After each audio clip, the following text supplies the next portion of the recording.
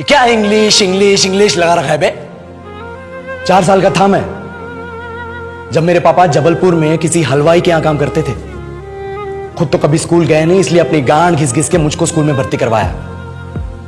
अब कहने के लिए तो वो इंग्लिश मीडियम स्कूल था, लेकिन साले हमारे टीचर लोग खुद हिंदी में बात करते थे। हमारे स्कूल के लड़के एक दूसरे से यो व्हाट्स अप डो ऐसे बात नहीं करते हैं। क्या भौंक रहा है तेरा लंडा आजकल है, ऐसे गले मिलते हैं। किसी तरह रट्टा मार मार के 10th तक पहुंचे तो पता चला कि जिंदगी में सफल होने के लिए एक ही तरीका है और वो है इंजीनियरिंग। सब यही कहते थे, माँ बाप, टीचर लोग, गली का वॉचमैन भी हमसे पूछता था, और भैया कैसी चल रही है आपकी तैयारी? भग बेंचो, तुमको क्या करना है? इसलिए हमारे स्कूल के बच्चे हम सब पहुंच गए बकरों की तरह। मैं IIT, मैं NIT।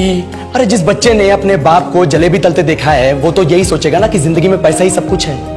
I did not choose this engineering life, sir, and neither did this engineering life choose me. It was shoved down my throat by my teachers while my hands were tied to my back by my friends and my parents watched in silence. और English सुनेगा तू मादरचोद तो सुन। 10th के बाद 2 साल लग गए इस कॉलेज में घुसने के लिए, कोचिंग में निकाल दिए। ना कुछ खेले ना कुछ सीखे, और 2 साल बाद जब यहां पहुंचे तो पता चला कि बड़े शहरों के कॉन्वेंट स्कूल के पढ़े बच्चे जब अंग्रेजी में बात करते हैं तो मरे हुए फूल भी खिल उठते हैं। आहा, हवा में ऑक्सीजन की मात्रा बढ़ जाती है इनकी अंग्रेजी सुन के। और पूरे कॉलेज की लड़कियां इन इंग्लिश स्पीकिंग लड़कों को अपना जीवन साथी .com मान चुकी है। तुझे क्या लगता है?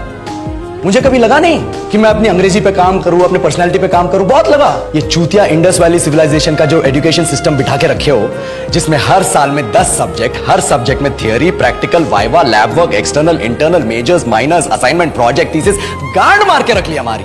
महीनों तक नहाना भूल जाते हैं हम लोग और फिर हमारा परसेप्शन बना देते हो कि हम ऐसे ही रहना चाहते हैं। अब इस साल में एक बार कल्चरल फेस्टिवल आता है, एक बार, उसके लिए भी प्रोफेसर से भीख मांगनी पड़ती है। अरे बिना इंग्लिश बोले, बिना लड़कियों से बात किए कौन गांडू रहना चाहता है वैसे?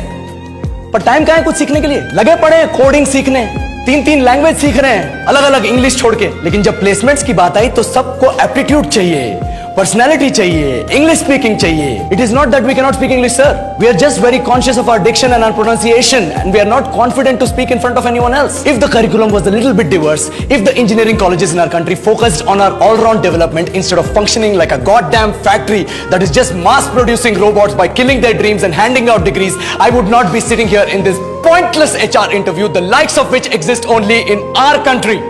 ये लो सर, बोल दिया मैंने 4 और लाइन अंग्रेजी में। अब बताइए, क्या मैं आपके मल्टीनेशनल कंपनी के लायक हूं?